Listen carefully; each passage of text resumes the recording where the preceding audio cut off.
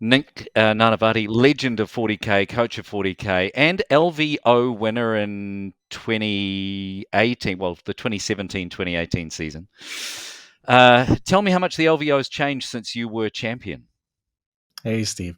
Quite a bit. I think the player base and the community has really grown a lot since then.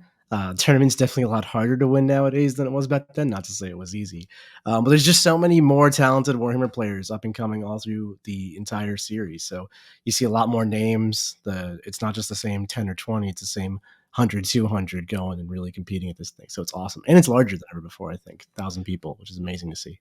2018 doesn't, like in the real world, that's not that long ago, but in Warhammer years, it's a long time. There's just in terms of the armies and the rule sets and all of that sort of thing, it has changed. And as you mentioned, the community, for me anyway, seems to have changed a lot.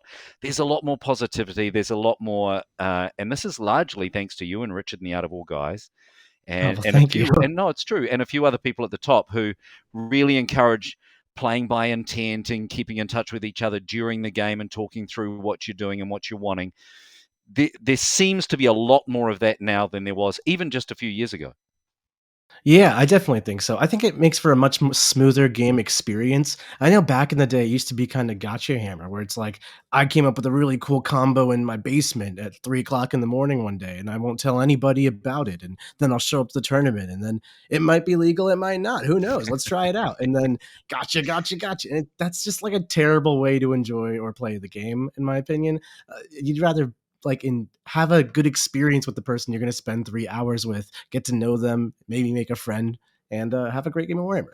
And that's great for the first few rounds, but when you get up into the top tables and you sort of, then you're really vying for the LVO title. You make top 16, top 8, and now you're in a spot where you might win. How much does the mood and the attitude change once you get into a spot where you can see the finish line?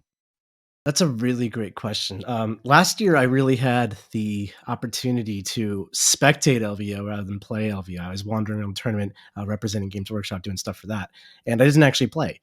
And I could see in the early rounds, it felt like every other tournament, just larger in scale, where everyone's having a great time, everyone's having fun, just being jovial. And then on day two, and especially as we approached that dreaded Strato round, then in the top eight, the games got a lot more quiet. You could tell everyone was really deep in their heads thinking, and not to say they weren't interacting with their opponent, having a good time. It's just this is what they came here to do, and that they were very focused on it. But the sportsmanship was still there. The back and forth like friendliness was still there. It was just like a competitive friendliness, which I love. Yeah. Tell me about you winning the tournament that you played. What do you remember most about that event? Is it the final game? Is it the finally getting that win, or are there other things that you recall? I mean, there's a lot I recall. It was years ago, but that was a really memorable event for me in general, and especially the fashion in which the finals took place was very spectacle. I would say the thing I remember most, and the thing that really sticks out to me, is that kind of the end when Reese was doing the speech at the end, wrapping up the season, wrapping up LVO, and I was standing there, kind of ready to receiving my first place prize as the ITC winner and all that. For someone like myself, or someone who's worked really hard for years to, aspire and be better at 40K, and then make a shot at the season, trying to really go for first and just do the best you can, and then to actually achieve that, it was very euphoric, is how I described it. It was really something else. Right. There is a photo, I can't remember where I saw it. Maybe it's on the ITC website, of Reese handing over a check or a prize or something to you. And it is just like all smiles, everyone's happy. It must have been, yeah, as you say, a euphoric moment. Were there moments in the game, though, in that final game where you're like, I've definitely got this, or oh crap, I might lose it, or, tell us about that game. Yeah, that game was back and forth nail biter. So ironically enough, I was playing Yunari back in the day, and back then that was like one of the strongest armies in the game. And I was playing against Yunari, almost a carbon copy of my own list in the finals. I was playing against Tony Grippando. He and I are good buddies. We played some practice weekends, like weeks before the event, came up with an army together, and uh, he and I went to the final, went to LVO, found our way to the finals, and duked it out in that game. That matchup was really really tense because one, it's the finals, a lot of pressure, a lot of eyeballs watching you.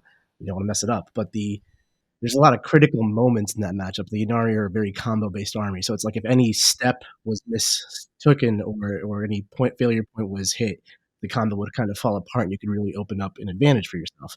On the flip side, if your plans fall apart, well, lights out. So, I remember in that game, I went first, which is what I really wanted, and I was executing my plan and all that, and then I failed Quicken with a command point reroll, which was, like, the worst way to fail my plan. It was like, "Oh my god, how what this is not like this." And then response, Tony basically was not able, like in his Counter Strike, he wasn't able to execute his plan. He had like a failure point hit as well. So I failed my plan, then he failed to capitalize on me failing my plan. Then I could take it back from there. Right. So do you feel like when you're in that moment, because most of us in the world will never be in that moment of being in a final at the LVO, there Dream big, Steve. sure, thanks, man. So there is a noticeable increase on pressure on you. You feel it when you're at the table. You feel that extra heat. I think I find myself, and I can only speak for myself on this one, but I think a lot of players probably do similar, is I zone out. I like enter this universe where I'm playing 40K with my opponent, and there's literally been 50, 60 people standing 10 feet away from me watching every move I make, and I don't even notice. Like I'm in Right. some alternate reality where it's just me and the game pretty much, and my opponent. Okay. Who are we picking to win it? Who are you expecting to see at the top table?